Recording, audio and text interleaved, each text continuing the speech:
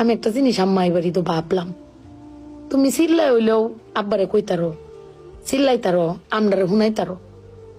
আব্বারে কিন্তু এই জীবনে কোনোদিন শুনছি না চিল্লাই কইতে যে আমার কেউ নাই, আমি কিচ্ছুই পাইলাম না এই সংসার করিয়া।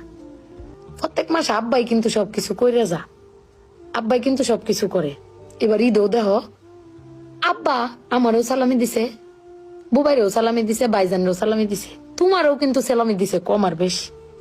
কিন্তু আব্বারে কিন্তু কেউ সালামি দিছে না, না তুমি দিছ, না আমি দিছি, না বুবাই, না ভাইজান, কেউ দিছি না। আব্বার কিন্তু এটা লই আক্ষেপও নাই।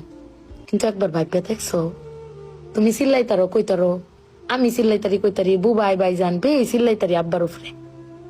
আব্বার তো চিল্লানির কোনো জায়গা নাই। আব্বা কিন্তু না পাইলেও কোনো সময় কয় না যে আমারে কেউ দিল না। আমি কিন্তু এই জিনিসটা আম্মা ভাবছি, তুমি ভাবছো কিনা জানি না। আব্বার আর কিন্তু কনের কোনো জায়গা পায় না। তুমি আমারে বক্তারো, বাইরে বক্তারো, বাইরে বক্তারো, কিন্তু আব্বা তো আমরা বকেও না, কিচ্ছু না পাইলেও কেউ কয়ও না। জানি না তোমারে কয় কিনা, কিন্তু আব্বারা মনে হয় এরম হয় না আম্মা। আব্বারা কোনো সময় কিচ্ছু কষ্ট কেউ কয়ও না, হিরে নিজে আল্লাহ সব ভোগও করে।